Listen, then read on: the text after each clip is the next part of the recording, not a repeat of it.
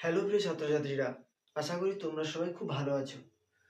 তো আমরা গত ভিডিও পর্যন্ত আমাদের এডুকেশনের যে সেকেন্ড সেমিস্টার রয়েছে, যারা তোমরা তোমাদের গ্রুপ সি এর ইউনিট 1 সাব ইউনিট সি, এই সাব ইউনিট সিতে যে মনোবিজ্ঞানের যে পদ্ধতিগুলো রয়েছে, তো সেই পদ্ধতিগুলোর মধ্যে আমরা দুটো পদ্ধতি শেষ করেছি গত ভিডিও পর্যন্ত।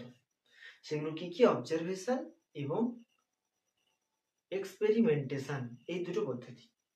তো সেইভাবে আমরা আজকে একটা নতুন এবং গুরুত্বপূর্ণ পরীক্ষা, পরীক্ষার জন্য গুরুত্বপূর্ণ হতে পারে এমন একটি পরীক্ষা নিয়ে, এমন একটি পদ্ধতি নিয়ে আমরা যা আলোচনা করব এই ভিডিওতে।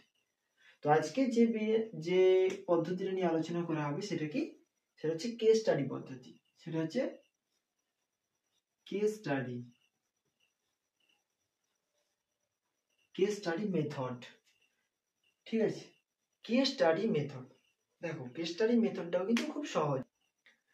কেস স্টাডি পদ্ধতি বলতে বোঝায় কি, আমরা যখন কারোর সম্পর্কে জানার জন্য, কোনো একজন ব্যক্তি হতে পারে, তার সম্পর্কে জানার জন্য আমরা যখন তার ব্যাকগ্রাউন্ড, অর্থাৎ ব্যক্তিটাকে জানার জন্য তার পেছনের যা কিছু তথ্য রয়েছে, তার নাম, তার বাবার নাম, তার মায়ের নাম, সে কি করে, তার বাবা মা কি করে, তার পরিবারে কতজন আছে, তারা কি করে, নানা রকম তথ্য যখন জানছি, তখন সেটাই হচ্ছে কি কেস স্টাডি। অর্থাৎ আমি কোনো একজন ব্যক্তিকে জানার জন্য, যদি আমি বিজ্ঞানের ভাষায়, আমাদের শিক্ষা বিজ্ঞানের ভাষায় বলি, তখন কি বলবে?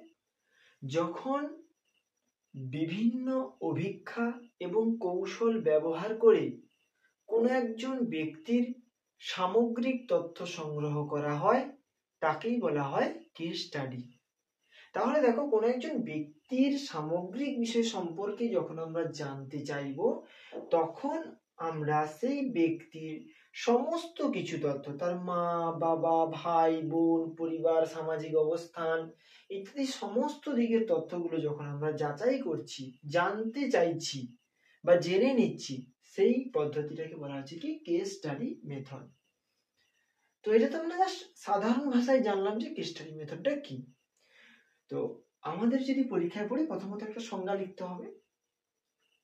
তো সেটা তোমরা যেটা আমি বললাম যে বিভিন্ন অভিক্ষা এবং কৌশল প্রয়োগ করে যখন কোনো ব্যক্তির সামগ্রিক তথ্য সংগ্রহ করা হয়, তাকে বলা হয় কেস স্টাডি। আর এটাকে যদি আমি একটা উদাহরণ দেই, ধরো মনে করো যে একজন ডাক্তারের কাছে গেছো, তোমার কোনো একটা সমস্যা, ঠিক আছে? তো ডাক্তারের কাছে নিয়ে যাওয়ার পর ডাক্তার কি করে? সেই রোগীকে জিজ্ঞাসাবাদ করে, কেন হয়েছে, কি হয়েছে, কিভাবে হয়েছে, ঠিক আছে? আর আগে ওই জায়গায় কোনো আঘাত পেয়েছিলে কিনা, যদি কোনো হাড়ের কোনো ব্যথা নিয়ে যাও, তো এইরকম ভাবে নানা রকম কথা জিজ্ঞাসা করে আগের বিষয়গুলো সম্পর্কে।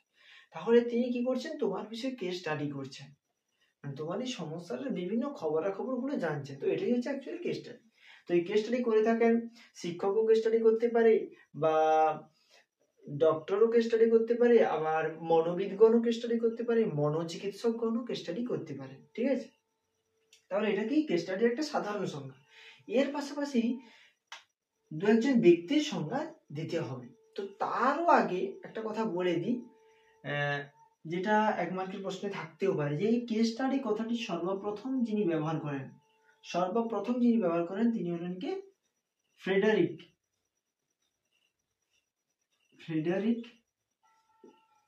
লিপ্লে,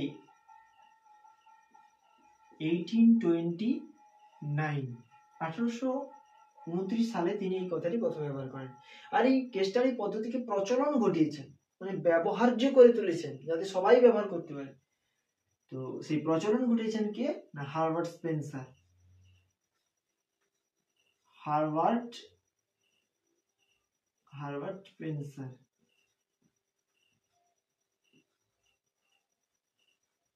ঠিক আছে, হারবার্ট স্পেন্সার। তাহলে ইনি কি করেছেন? প্রচলন ঘটিয়েছেন, আর ইনি হচ্ছে কি আবিষ্কারক, ঠিক আছে? তাহলে আমরা সংজ্ঞাটা জানলাম। তো তার সঙ্গে সঙ্গে বলেছিলাম যে কারুর না কারুর সংজ্ঞা তুলে ধরতে হবে। সেখানে আমরা লিখতে পারি মিচেলের সংজ্ঞা। মিচেল বলে একজন রয়েছেন, MITCHEL, মিচেল। মিচেল কি বলেছেন, যদি আমরা বাংলায় লিখি ময়হস্যিকার জয়কার ল, ঠিক আছে। তাহলে মিচেল কি বলেছেন, তিনি বলেছেন যে a case study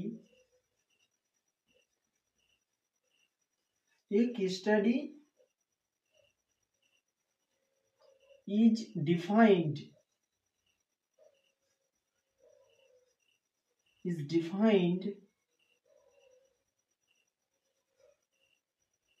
as a detailed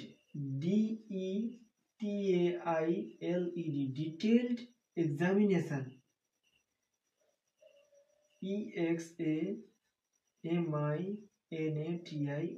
examination of an event of an event, মানে কি না, কোনো একটা ঘটনার সার্বিক বা সামগ্রিক যে পর্যবেক্ষণ বা সামগ্রিক পরীক্ষণ, ঠিক আছে। কোন একটি ঘটনার সামগ্রিক পর্যবেক্ষণ বা সামগ্রিক পরীক্ষণটাই হচ্ছে কি না আমাদের এই কেস স্টাডি। তাহলে পরীক্ষায় থাকলে আমরা এই ইংরেজিতে যে মানে সংজ্ঞাটা তিনি দিয়েছেন এটা আমরা লিখতে পারি, ঠিক আছে। তো আরো অনেকে সংজ্ঞা বলেছেন, তার মধ্যে রয়েছেন রবার্ট ই স্টেক, ঠিক আছে, এর সংজ্ঞাটাও কিন্তু দেওয়া যায়, BERT, Robert E stake, STAKE, তিনি একটা সংজ্ঞা বলেছেন। তো তিনি যে সংজ্ঞাটা বলেছেন সেটা আমি বাংলায় বলি। তিনি বলেছেন যে কেস স্টাডি পদ্ধতি হলো কোনো ঘটনার বিশেষ ও জটিলতা বিষয়ক অধ্যয়ন, কোনো একটা ঘটনা তার বিশেষ ও জটিলতা বিষয়ক অধ্যয়ন যা কোনো এক অবস্থার কার্যকারিতা বোঝাতে সাহায্য করে। তো এটা বলেছেন কি রবার্ট স্টেক, এটাও আমরা লিখতে পারি। তো যাই হোক, এখন আমরা জানলাম কি না সংজ্ঞা। তো এরপর আমরা জানবো এই কেস স্টাডি পদ্ধতি কি কি গুরুত্বপূর্ণ বৈশিষ্ট্য রয়েছে, ঠিক আছে। কেস স্টাডি পদ্ধতির কি কি বৈশিষ্ট্য হতে পারে, তাহলে বৈশিষ্ট্যগুলো আমরা জানবো। বৈশিষ্ট্য ফার্স্ট কি হবে, দেখো এই কেস স্টাডি পদ্ধতির কি যদি আমরা বিশ্লেষণ করি তাহলে দেখবো কিনা এখান থেকে আমরা বিভিন্ন তথ্যগুলো পাচ্ছি, হ্যাঁ কি না, নানা রকম তথ্য আমরা সংগ্রহ করছি। তাহলে বলতে পারি যে তথ্য নির্ভর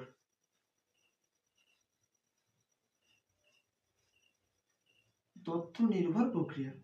দ্বিতীয়ত কি, কেস স্টাডি পদ্ধতির মাধ্যমে আমরা যে তথ্যগুলো পাই সেগুলোর মাধ্যমে ব্যক্তি বস্তু যাই হোক না কেন তাকে অনুসন্ধানের চেষ্টা করি। এই কারণে কেস স্টাডি পদ্ধতিকে বলা হয় অনুসন্ধানমূলক পদ্ধতি। অনুসন্ধানমূলক পদ্ধতি। আচ্ছা, আবার তৃতীয়ত কি, না কেস স্টাডির মাধ্যমে আমরা কি করি, ব্যক্তির অতীতের বিভিন্ন তথ্যগুলোকে জানতে পারি। তাহলে এখানে এটাও পয়েন্ট হতে পারে যে অতীতের অভিজ্ঞতা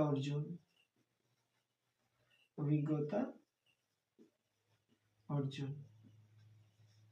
চতুর্থত কি, বস্তুনিষ্ঠ তথ্য।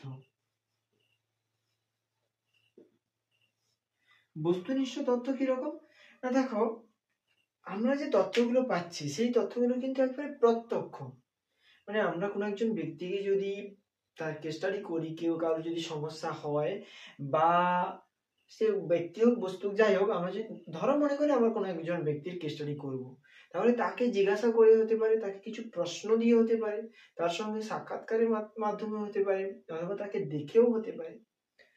তাহলে তার যে আমি কেস স্টাডি করছি সেখান থেকে যে তথ্যগুলো পাবো সেই তথ্যগুলো কি হবে, একদম সত্য, মানে সে যেটা বলবে সেটা একদম নিরেট, মানে বাস্তব তথ্যগুলো আমরা পাই, কারোর কাছ থেকে আমরা পাচ্ছি না যে সে অন্য কাউকে বলছে সেখান থেকে আমরা পাচ্ছি, এরকম নয়, সরাসরি তার কাছ থেকে পাচ্ছি। তো এই জন্য বলা হয় যে এখান থেকে যে তথ্যগুলো পাওয়া যায় সেগুলো হচ্ছে কি বস্তুনিষ্ঠ তথ্য। আচ্ছা, আর কি না নির্ভরযোগ্য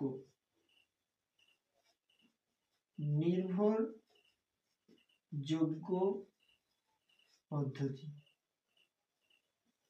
বলা হয় যে কেস স্টাডি পদ্ধতি কোনো ব্যক্তি বস্তু যাই হোক না কেন তাদের সামগ্রিক বিষয়কে জানার জন্য একটা গুরুত্বপূর্ণ পদ্ধতি হচ্ছে কেস স্টাডি পদ্ধতি। এটা কিন্তু মনোবিজ্ঞানের পদ্ধতি, ঠিক আছে। তো এই কেস স্টাডি পদ্ধতি থেকে যেহেতু আমরা একেবারে সঠিক এবং নিরেট তথ্যগুলো পাই, সেজন্য এই তথ্যকে বলা হয়, মানে এই তথ্যকে নয়, এই পদ্ধতিকে বলা হয় একটা নির্ভরযোগ্য পদ্ধতি। কারণ এই পদ্ধতি কি, আমি একজনের কাছ থেকে জিজ্ঞাসা করলাম, সে যা কিছু বললো, মনে করো আমি একটা মন্দিরে গেছি, হ্যাঁ, তো সেখানে কাউকে জিজ্ঞাসা করলাম যে মন্দিরের ব্যাপারে কিছু বলো, সে আমাকে যা যা বললো, তো আমার জায়গায় যদি অন্য কেউ আসে তাকেও তো ওই একই কথাগুলো বলবে, হ্যাঁ কি না, বলবে তো। তাহলে দেখো, যখন আমি পরীক্ষা করলাম একই ফল পেলাম, অন্য কেউ পরীক্ষা করলো সে একই ফল পেল, তখন সেই ধরনের যে ব্যাপার বা সেই ধরনের যে বিষয়টা, সেটা কি বলা হচ্ছে নির্ভরযোগ্য, মানে সেটাকে নির্ভরযোগ্য, মানে নির্ভর করা যেতে পারে। তো সেই জন্য তো এই কেস স্টাডি পদ্ধতিকে বলা হয় নির্ভরযোগ্য পদ্ধতি। কারণ কি, এখানে অপর কেউ যদি এই কেস স্টাডি করে সেও একই ফলাফল পাবে। তো এটা গেল কি বৈশিষ্ট্য, মোটামুটি আমরা 5টা বৈশিষ্ট্য জানলাম। তো এবার আমরা জানবো যে এর পর্যায়গুলো একটু জেনে নিই, ঠিক আছে। এটা কিন্তু একটা ইম্পর্টেন্ট বিষয় যে কেস স্টাডি পদ্ধতির কোন কোন কি কি পর্যায় রয়েছে বা পর্যায়গুলো আলোচনা করো, এরকম প্রশ্ন থাকতে পারে। তো কেস স্টাডি পদ্ধতি বেশ কতগুলো পর্যায়ের মধ্য দিয়ে অগ্রসর হয়। তো প্রথম যে পর্যায়টা রয়েছে সেটা কি না সমস্যা নির্বাচন।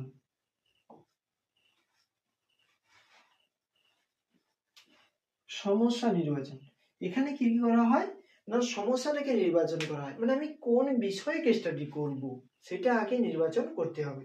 তো সেটাকে বলা হচ্ছে কি সমস্যা নির্বাচন বা বিষয় নির্বাচন। কোন বিষয়ে আমি কেস স্টাডি করবো, কোনো একজন ব্যক্তির উপরে, সাধারণ ব্যক্তি, নাকি কোনো একজন অপরাধী ব্যক্তি, না কোনো একটা মন্দির, না কোনো যা কিছু, সে যে জায়গা হোক না কেন, কোনো একটা বিল্ডিং হতে পারে, প্রাচীন কোনো একটা বাড়ি হতে পারে, ঠিক আছে।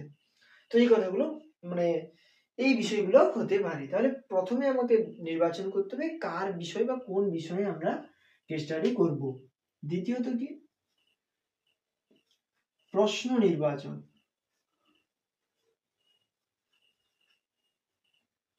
প্রশ্ন নির্বাচন বলতে কি না আমি ওই কেস স্টাডি করতে গিয়ে, ঠিক আছে, কোনো ব্যক্তির কেস স্টাডি করতে গিয়ে তাকে কি কি ধরনের প্রশ্নগুলো জিজ্ঞাসা করব, তাকে কোন কোন বিষয়গুলা জিজ্ঞাসা করলে সে সঠিক তথ্যগুলো আমাকে দেবে, তো সেই প্রশ্নগুলোকে আগে থেকে তৈরি করে নেওয়া, ঠিক আছে। তো সেটাকে বলা হচ্ছে কি প্রশ্ন নির্বাচন। তাহলে সমস্যা নির্বাচন হয়ে গেল, তারপর তাকে কি কি প্রশ্ন জিজ্ঞাসা করব, সেই প্রশ্ন নির্বাচন হয়ে গেল। তো এরপর আমরা দেখব কি তৃতীয় যে পদ্ধতিটা রয়েছে, তৃতীয় যে পর্যায়টা রয়েছে, তৃতীয় পর্যায়টা কি না নমুনা সংগ্রহ। নমুনা সংগ্রহটা কি, নমুনা সংগ্রহটা কেমন, ধরো আমি একটু উদাহরণ দিয়ে বোঝাই। ধরো তোমরা কোনো একটা বিদ্যালয়ের ক্লাস 11-এ কিভাবে এডুকেশন পড়ানো হয় সে সম্পর্কে কেস স্টাডি করবে। তাহলে ক্লাস 11-এ মনে করো 100 জন স্টুডেন্ট, তাহলে তুমি কি 100 জনকে জিজ্ঞাসা করবে? তুমি সেই 100 জনের মধ্য থেকে 5 জনকে ডেকে নিলে, তাহলে দেখো ওই 5 জন কিন্তু ওই 100 জনের প্রতিনিধি হিসেবে এলো, তাহলে ওই 5 জনই হলো নমুনা। কি বললে বোঝা গেল? তাহলে নমুনা হচ্ছে এটা, মানে এমন একটা বিষয় যে হচ্ছে তার পেছনে অন্যান্য বিষয়ে, মানে একই বৈশিষ্ট্যভুক্ত অন্যান্য বিষয়ের প্রতিনিধি হিসেবে কাজ করে, ঠিক আছে। যেমন ধরো প্রজেক্ট কিভাবে করতে হয়, আমাদের অনেক সাবজেক্ট আছে, ইতিহাস, ভূগোল, বিজ্ঞান, এরকম অনেক সাবজেক্ট আছে। তো সেখানে আমরা জানি না যে প্রজেক্ট কিভাবে করতে হয়। তো প্রজেক্ট কিভাবে করতে হয় সেটা জানার জন্য আমরা যদি যে কোনো একটা বিষয়ের প্রজেক্ট যদি আমরা হাতে পাই, তাহলে আমরা বুঝে যাবো যে প্রজেক্টগুলো কিভাবে করতে হয়। তার জন্য সমস্ত বিষয়ের প্রজেক্ট খাতা দেখার দরকার হয় না, কি লিখবো না লিখবো তার জন্য আলাদা প্রশ্ন, কিন্তু প্রজেক্টটা কি সেটা জানার জন্য একটা প্রজেক্টই যথেষ্ট। তো সেটাই হচ্ছে কি নমুনা। তাহলে আমাদের কিন্তু নমুনা সংগ্রহ করতে হবে, ঠিক আছে। চতুর্থত কি, নমুনা সংগ্রহের পরে কি কৌশল। তাহলে দেখো আমরা যখন স্টুডেন্টদের, আমি বললাম যে 5 জন স্টুডেন্টকে বেছে নিয়েছি, তো 5 জন স্টুডেন্টকে বেছে নিলে মানে নমুনা সংগ্রহ করা হলো। এরপর কি কৌশল, মানে যে প্রশ্নগুলো নির্বাচন করেছিলাম সেগুলো বিভিন্ন কৌশলে শিক্ষার্থীদেরকে জিজ্ঞাসা করবো যাতে তারা সঠিক তথ্যটা আমাদেরকে বলে। তো সেটাই হচ্ছে কি কৌশল বা উপকরণ নির্বাচন, ঠিক আছে। কৌশল বা উপকরণ নির্বাচন, ঠিক আছে। তাহলে কৌশল বা উপকরণ নির্বাচন। পঞ্চমত কি না তথ্য সংগ্রহ। তাহলে দেখো কৌশল নির্বাচন করার পরে তাহলে কি হবে, তাদেরকে জিজ্ঞাসা করা হচ্ছে ওখানে কৌশলকে অবলম্বন করে, তাহলে সেখান থেকে আমরা কি পাবো, বিভিন্ন তথ্য পাবো। তাহলে তথ্য সংগ্রহ হলো, তারপর কি হবে বিশ্লেষণ। তাহলে কি এরপর তথ্যগুলো সংগ্রহ করার পর সেই তথ্যগুলোকে কি করব, বিশ্লেষণ করা হবে। বিশ্লেষণ করা হয় যে স্তরে, সেটার নাম হচ্ছে বিশ্লেষণমূলক স্তর বা বিশ্লেষণমূলক পর্যায়ে, বা শুধু বিশ্লেষণ লিখতে পারি। তাহলে এই স্তরে তথ্যগুলোকে বিশ্লেষণ করা। সর্বশেষ স্তরে কি হবে না মন্তব্যকরণ। তাহলে সমস্ত তথ্যগুলো বিশ্লেষণ করার পরে আমার যেটা মনে হলো সেটা আমি এবারে বলবো। ওই যে 5 জন ছাত্রছাত্রীকে আমরা প্রশ্ন জিজ্ঞাসা করেছিলাম সেখান থেকে যে তথ্যগুলো পেলাম সেগুলোকে বিশ্লেষণ করলাম, তারপর নিজের মন্তব্য বললাম যে কিভাবে তাহলে পড়া হচ্ছে, সেখান থেকে আমরা যে ধারণাটা পেয়েছি সেটা আমি জানালাম, বা সেটা দিয়ে যদি আমি কোনো প্রজেক্ট করি সেখানে আমি লিখবো ওই মন্তব্যগুলোকে, না ওখান থেকে যেটা আমি জানতে পারলাম সেটা, ঠিক আছে। তাহলে এটা হচ্ছে কি পর্যায়, এইভাবে কেস স্টাডি করা হয়। এইভাবে কিন্তু তুমিও কেস স্টাডি করতে পারো যে কোনো বিষয়, ঠিক আছে, যে কোনো ব্যক্তিকে। তাহলে কেস স্টাডি কিন্তু শুধুমাত্র সাধারণ ব্যক্তিদের উপর হয় তা নয়, কোনো একটা বস্তু, কোনো সে মন্দির হতে পারে, মসজিদ হতে পারে, যা হতে পারে, ঠিক আছে, সমস্ত বিষয়ের উপর কিন্তু কেস স্টাডি করা যায়। সে অপরাধী ব্যক্তি হতে পারে, ঠিক আছে, মেয়ে ছেলে কোনো ব্যাপার না, সবার উপরই কেস স্টাডি করা যায়। তো এবার আমরা জানবো যে এই কেস স্টাডি পদ্ধতির কি কি সুবিধা রয়েছে।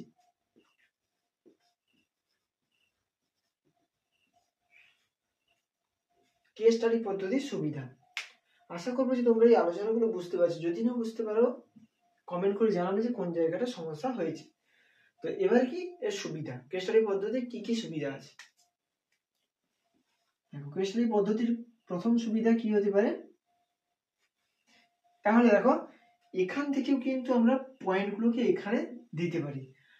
এই ধরনের প্রশ্নগুলো যদি পরে পরীক্ষায় কেস স্টাডি পদ্ধতির সুবিধাগুলো লেখো, এইরকমই প্রশ্ন করবে, দুটো দিয়ে কিন্তু 5 মার্কের দেওয়ার সম্ভাবনা নেই। তো সে কারণে আমরা এটা লিখতে পারি যে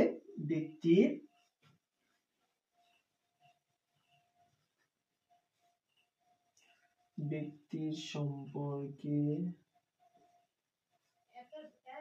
সঠিক তথ্য প্রাপ্তি। তাহলে দেখো কেস স্টাডি পদ্ধতির মাধ্যমে আমরা কি করি না, ব্যক্তির সম্পর্কে আমার যে ধারণা ছিল সেটা বাদে যখন ব্যক্তি বিভিন্ন কথাগুলো বললো তার সম্পর্কে, তাহলে ব্যক্তি সম্পর্কে আমরা সঠিক তথ্যগুলো পেলাম, এটা কিন্তু একটা সুবিধা। তো এই জন্য বলা আছে যে প্রথম পয়েন্ট কি ব্যক্তি সম্পর্কে সঠিক তথ্য প্রাপ্তি। আচ্ছা দ্বিতীয়ত কি হতে পারে এই কেস স্টাডি পদ্ধতির সুবিধা হিসেবে, দেখো যথার্থ। কেস স্টাডি পদ্ধতি আচ্ছা যথার্থ বিষয়টা কি, যথার্থ না কি যথার্থতা, এটা আবার বৈশিষ্ট্যতে লিখতে পারি, ঠিক আছে। যথার্থতা কি না, এই কেস স্টাডি পদ্ধতির যথার্থতা যথেষ্ট বেশি। কেস স্টাডি পদ্ধতির মাধ্যমে আমরা আমাদের নির্দিষ্ট উদ্দেশ্যে খুব সহজেই পৌঁছতে পারি। যথার্থতা বলতে এটাকেই বোঝায় যে আমরা যে উদ্দেশ্যে কোনো কাজ করছি সেটা যদি সফল হয় তাহলে সেই পদ্ধতিকে বলা হবে যথার্থ। তাহলে সেই তুলনায় আমরা যখন খুব সহজে কেস স্টাডির মাধ্যমে নির্দিষ্ট উদ্দেশ্যে পৌঁছে যাব তখন বলা হবে যে কেস স্টাডি পদ্ধতি তাহলে একটি যথার্থ পদ্ধতি। তো এটাই হচ্ছে সুবিধা। আচ্ছা তৃতীয়ত কি, তাহলে দেখো সঠিক তথ্য পেলাম, তারপরে কি হবে উপযুক্ত উপযুক্ত পরামর্শ দান।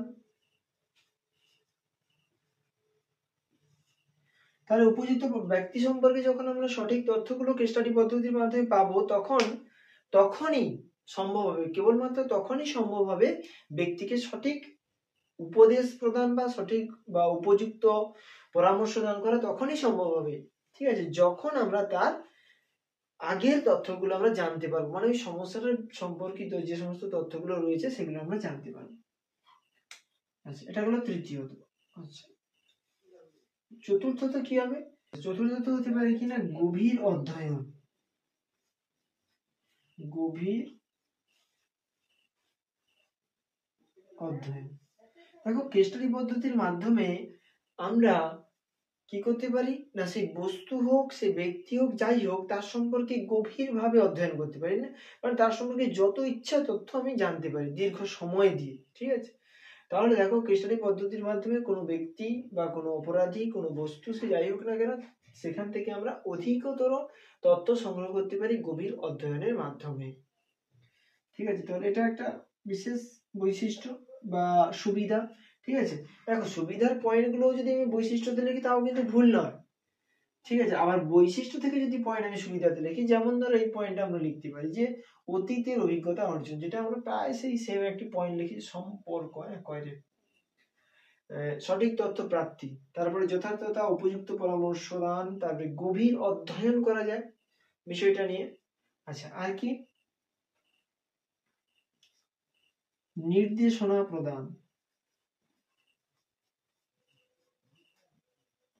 নির্দেশনা প্রদান না, ব্যক্তিকে নির্দেশনা দিতে পারবো তো সে কোন দিকে গেলে তার ভালো হবে বা কোন দিকটা তার জন্য উপযুক্ত। কোনো একজন ছাত্র যদি তোমাকে জিজ্ঞাসা করে যে আমি কোন বিষয় নিয়ে পড়লে ভালো হবে, তো তার জন্য তুমি কি করবে, তার পূর্বে সে ওই বিষয়টা নিয়ে কিভাবে পড়াশোনা করেছে বা কি রেজাল্ট করেছে, সে কি জানে ওই বিষয়গুলো সম্পর্কে, তবে গিয়ে তুমি তাকে বলবে যে হ্যাঁ, তুমি যেটা চুজ করেছো সেটা ঠিকই আছে। তাহলে এটা তখনই বলবে যখন তুমি তার আগের তথ্যগুলো জানতে পারবে। তাহলে কেস স্টাডি পদ্ধতির মাধ্যমে ব্যক্তিকে উপযুক্ত বা সঠিক নির্দেশনা প্রদান করা যায়। তাহলে এগুলো কি সুবিধা। তো সুবিধার পরে যেটা আমরা জানবো সেটা কিন্তু একটা গুরুত্বপূর্ণ প্রশ্ন হতে পারে যে কেস স্টাডি পদ্ধতির শিক্ষাগত গুরুত্ব কি। এটা একটা গুরুত্বপূর্ণ প্রশ্ন হতে পারে, ঠিক আছে। তাহলে এখন আমরা জানবো কি না, কেস স্টাডি পদ্ধতির শিক্ষাগত গুরুত্ব। তাহলে শিক্ষাগত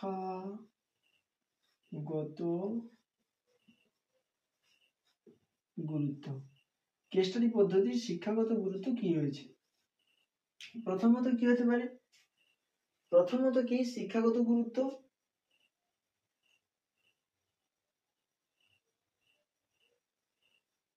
শিক্ষা দান পদ্ধতি নির্বাচন। আচ্ছা, শিক্ষাগত গুরুত্ব তাহলে কি হতে পারে না, প্রথমত দেখো, শিক্ষাগত গুরুত্ব হিসেবে শিক্ষাদান পদ্ধতি নির্বাচন। শিক্ষাদান পদ্ধতি নির্বাচনে কেস স্টাডি মেথড কিভাবে সাহায্য করছে না, প্রত্যেকটা শিক্ষার্থী, মানে ক্লাসের প্রত্যেক শিক্ষার্থী যে সবসময় পড়াশোনার জন্য আগ্রহী থাকে তা নয়, তো তাদের মানসিক অবস্থাকে বিচার করে তাদের জন্য উপযুক্ত পদ্ধতি নির্বাচন করার জন্য কেস স্টাডি মেথড সাহায্য করে। যখন আমরা ক্লাসে ঢুকলাম তখন শিক্ষার্থীদের যে অবস্থা বা কোনো কিছু কিছু শিক্ষার্থীকে ডেকে এনে বা তাদের ক্লাসে গিয়ে তাদের বিভিন্ন প্রশ্ন করার মাধ্যমে, স্বাভাবিক কিছু প্রশ্ন করার মাধ্যমে যে তথ্যগুলো পেলাম, তার ভিত্তিতে দেখলাম যে এই মুহূর্তে তাদেরকে এই পদ্ধতিতে শিক্ষাদান করে তারা বুঝতে পারবে। তাহলে উপযুক্ত শিক্ষাদান পদ্ধতি নির্বাচনে কিন্তু কেস স্টাডি পদ্ধতি সাহায্য করছে। তাহলে এখানে আমরা লিখতে পারি কি না, শিক্ষার্থীদের উপযুক্ত শিক্ষাদান পদ্ধতি নির্বাচনে কেস স্টাডি পদ্ধতি সাহায্য করে। তো সেটা আমরা লিখতে পারি। এবারে কি শিক্ষা প্রকরণ নির্বাচন। শিক্ষা প্রকরণ নির্বাচন অর্থাৎ শিক্ষা দানের জন্য যে জিনিসপত্রগুলো লাগে তো সেইগুলো নির্বাচনেও কেস স্টাডি পদ্ধতি কিন্তু সাহায্য করে।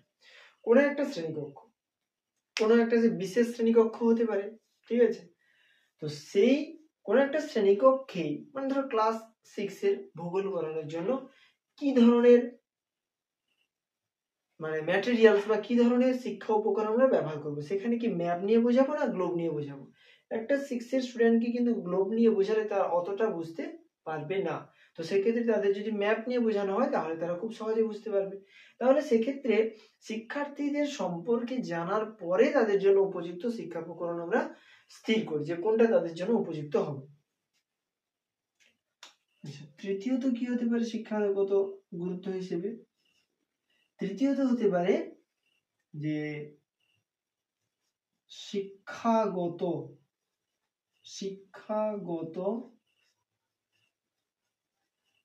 নির্দেশনা ও পরামর্শ দান। তাহলে শিক্ষার্থীদের আমরা তখনই উপযুক্ত নির্দেশনা ও পরামর্শ দান করতে পারবো যখন আমরা সেই শিক্ষার্থীটার সম্পর্কে জানবো, যখন আমরা সেই শিক্ষার্থীটার ব্যাপারে জেনে যাব যে সে কতটা তার সে মানসিক দিক থেকে কোথায় রয়েছে, ঠিক আছে, বা তার বিভিন্ন পরীক্ষাতে সে কিভাবে ফল পেয়েছে, তাহলে ইত্যাদি নানান বিষয় যখন আমরা জেনে নেব তখন তাকে উপযুক্ত শিক্ষামূলক নির্দেশনা বা পরামর্শদান দেওয়া যেতে পারে। তো এটা একটা বিশেষ গুরুত্ব হতে পারে শিক্ষাগত গুরুত্ব হিসেবে। আচ্ছা, এরপরে 4 নম্বরে আমরা দেখব শিক্ষাগত গুরুত্ব হিসেবে কেস স্টাডি পদ্ধতি শিক্ষাগত গুরুত্ব হিসেবে শিক্ষার্থীদের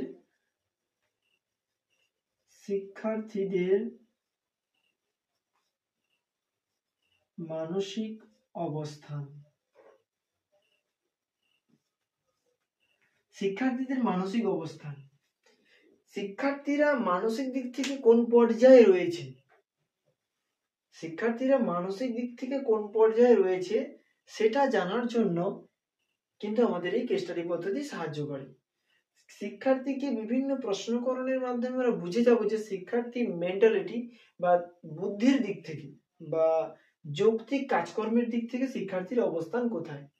তারপর আমরা বলে দিতে পারবো যে শিক্ষার্থীকে যদি এই প্রশ্নটা দেওয়া হয় সে করতে পারবে না পারবে না, তাহলে সেটা আমরা খুব সহজেই বলে দিতে পারবো যদি তার মানসিক অবস্থানটা আমরা জানতে পারি।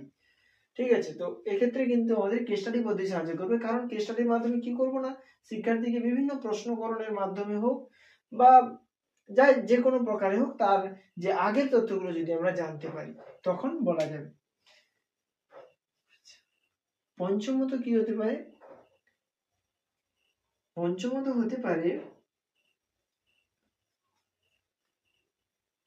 শিক্ষার্থীকে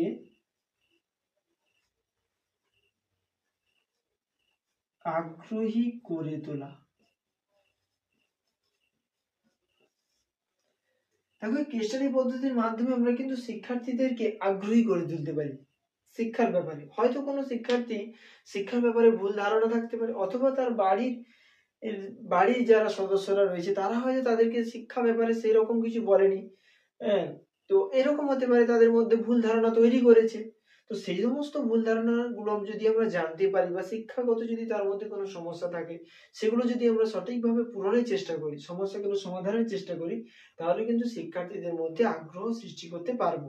তো তার জন্য প্রথমেই দরকার কি, শিক্ষার্থী কেন শিক্ষার প্রতি আগ্রহী নয় সেটা জানার জন্য কি করতে হবে না, কেস স্টাডি করতে হবে, তার সম্পর্কে জানতে হবে কোন জায়গায় তার সমস্যা, কি কারণে সে পড়ার প্রতি অনাগ্রহী হয়ে আছে। ঠিক আছে, তো এই বিষয়গুলো জানতে হবে, তারপরে কিন্তু আমরা তাকে সঠিক উপদেশ দিতে পারবো। তো এটা গেল কি না শিক্ষাগত গুরুত্ব।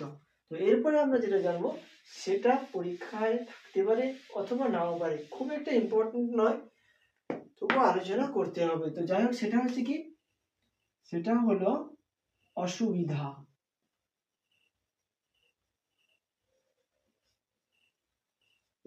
অসুবিধা, এই কেস স্টাডি পদ্ধতির অসুবিধা, প্রথম যে অসুবিধাটা আসে তো সেটা কি হতে পারে, সেটা হতে পারে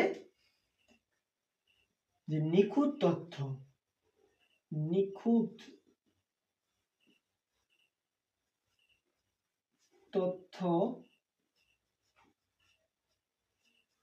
প্রাপ্তিতে সমস্যা। যদি ব্যক্তির কাছ থেকে আমরা নিখুঁত তথ্য না পাই তাহলে কিন্তু আমরা ব্যক্তিকে সঠিক সমস্যা সমাধানের পথ বলে দিতে পারবো না। তো এ কারণে বলা হচ্ছে যে কেস স্টাডি পদ্ধতিতে যে তথ্যগুলো পাবো সেগুলো নিখুঁত হওয়া প্রয়োজন। তার দ্বিতীয়ত কি না ত্রুটিপূর্ণ বিশ্লেষণ। ত্রুটিপূর্ণ বিশ্লেষণ, ঠিক আছে। আমি তথ্যগুলো পেলাম কিন্তু সেই তথ্যগুলোকে বিচারকরণের পর্যায়ে সঠিকভাবে বিচার বিশ্লেষণ করা হলো না, তাহলেও কিন্তু আমরা যে মন্তব্যটা করব সেটা কিন্তু ত্রুটিপূর্ণ হতে পারে। তো এই জন্য বলা আছে যে ত্রুটিপূর্ণ বিশ্লেষণ। তৃতীয়ত কি না অনভিজ্ঞ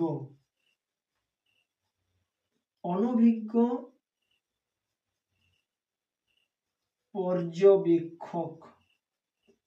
মানে যিনি কেস স্টাডি করছেন তিনি যদি এই কেস স্টাডির ব্যাপারে না জানেন, কেস স্টাডির ব্যাপারে যদি না অভিজ্ঞ হন, তাহলে কিন্তু তিনি যেভাবে তথ্যগুলো নেবেন বা আমাদেরকে পরামর্শ দেবেন সমস্যা সমাধানের জন্য, সেটা কিন্তু ত্রুটি মুক্ত হবে না। তো এই জন্য অনভিজ্ঞ পর্যবেক্ষক হলে কিন্তু সমস্যা সমাধান নাও হতে পারে। তাহলে নিখুঁত তথ্য প্রাপ্তিতে সমস্যা হতে পারে ত্রুটিপূর্ণ বিশ্লেষণ, অনভিজ্ঞ পর্যবেক্ষক। তারপরে কি ব্যক্তিগত প্রভাব।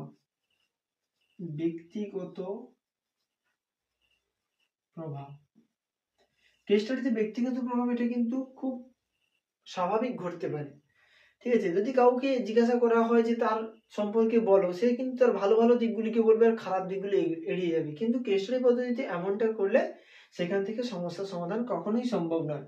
তাহলে দেখো ব্যক্তিগত প্রভাব কিন্তু এখানে কাজ করবে। যদি ব্যক্তি তার খারাপ দিকগুলো হোক বা কোনো দিক যদি এড়িয়ে যায়, তাহলে সেখান থেকে সমস্যা সমাধানের জন্য যে পথটা বলে দেওয়া হবে সেটা কিন্তু সমস্যা সমাধান নাও করতে পারে। তাহলে ব্যক্তিগত প্রভাব। আর কি পক্ষপাত তুষ্ট।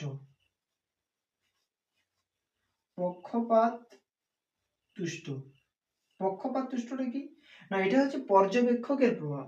মানে যিনি সঠিক পর্যবেক্ষক হতে পারে, তাহলে সঠিক পর্যবেক্ষক করতে পারি আমরা ওটা, বা অনভিজ্ঞ পর্যবেক্ষক, এই পয়েন্টটা হতে পারে। তাহলে দেখো পর্যবেক্ষকের প্রভাব এখানে থাকতে পারে। তাহলে যদি কোনো কারণে পর্যবেক্ষক নিজের প্রভাব খাটিয়ে মন্তব্যগুলো করতে চায়, নিজের মতো করে বলে দিতে চায় মন্তব্যগুলো, সেক্ষেত্রেও কিন্তু সমস্যার সমাধান নাও হতে পারে। এই জন্য বলা হচ্ছে পক্ষপাত তুষ্ট বলতে বোঝায় যে পর্যবেক্ষকের যে প্রভাব সেটার কথা। আর ব্যক্তিগত প্রভাব বলতে এটা কিন্তু ওই যার উপর পর্যবেক্ষণ করা হচ্ছে, মানে ওই ব্যক্তি, ঠিক আছে, তার যদি ব্যক্তিগত প্রভাব থাকে, সে যদি তথ্যগুলোকে এড়িয়ে যায়, তখন কিন্তু সমস্যা হতে পারে। তাহলে এগুলো হচ্ছে কি অসুবিধা। এছাড়াও আরো অনেক হতে পারে যে সঠিকভাবে যদি উপকরণ না থাকে বা বিভিন্ন কৌশলের অভাব থাকে, ঠিক আছে, এমন কৌশল ব্যবহার করলাম তার মাধ্যমে তারা তেমন কিছু তথ্যকে প্রকাশ করতে পারলো না, এরকম হলেও কিন্তু সমস্যার সমাধান হবে না, ঠিক আছে। তো এরকম বিষয় রয়েছে। যাই হোক 5টা করে মোটামুটি লিখলেই হবে, কারণ এখান থেকে আমাদের 5 মার্কে থাকবে, 5 মার্কের জন্য 5টা পয়েন্ট লিখলেই হবে। তো যাই হোক এটা ছিল হচ্ছে কেস স্টাডি মেথড। আশা করবো যে তোমরা এই ভিডিওর মাধ্যমে কেস স্টাডি মেথডটা কি বা এখানে কোন বিষয়টা আলোচনা করা হয় সে বিষয়গুলো বুঝতে পেরেছো। আর যদি সমস্যা থাকে তাহলে কমেন্ট করে জানিও। আর তোমরা যারা এই ভিডিওতে নতুন রয়েছো তোমরা চ্যানেলটিকে সাবস্ক্রাইব করে নেবে এবং পাশে থাকা বেল আইকন ক্লিক করে চ্যানেলের সঙ্গে থাকবে। আর এডুকেশন সংক্রান্ত সমস্যা যদি থাকে আমাদের হোয়াটসঅ্যাপ গ্রুপ রয়েছে, তার লিঙ্ক আমি ডেসক্রিপশনে দিয়ে দেবো, সেখান থেকে তোমরা যুক্ত হতে পারো। তো এর পরবর্তী ভিডিওতে আমরা আলোচনা করব এর পরবর্তী যে পদ্ধতি রয়েছে কেস স্টাডির পরে, তো সেটা নিয়ে আলোচনা করব। তো সেই ভিডিওটা কিন্তু খুব শীঘ্রই আসবে, কারণ পরীক্ষাও কিন্তু ধীরে ধীরে খুব এগিয়ে আসছে তাড়াতাড়ি। তো যাই হোক, তো ততক্ষণ পর্যন্ত তোমরা সুস্থ থেকো, ভালো থেকো।